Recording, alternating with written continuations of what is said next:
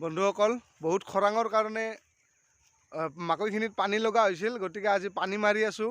লগতে আপোনালোকৰ লগত অলপ কথা পাতিম বুলি ভাবিছোঁ। এইপিনে মোৰ লগত আছে ৰত্নেশ্বৰ নাথ আৰু সনাতন নাথ। আমি আটাইয়ে ইয়াতে কিছু সময় অতিবাহিত কৰি আছোঁ, পানী মাৰি আছোঁ। সেইপিনে সৰিয়হখিনিৰ জাবৰ জোঁথৰত সৰিয়হ মৰণা মৰাৰ পিছত জাবৰ জোঁথৰখিনি জ্বলাই দিছোঁ। খুব তাপ ইয়ালৈ আহিছে।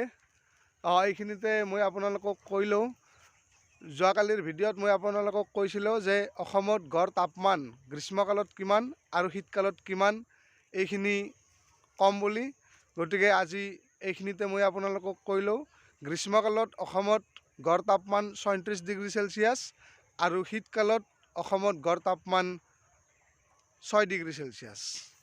বন্ধুসকল, আজিৰ প্ৰশ্নটোৰ উত্তৰ আপোনালোকে পালে। অহাকালি মই আপোনালোকক এটা প্ৰশ্নৰ উত্তৰ দিম।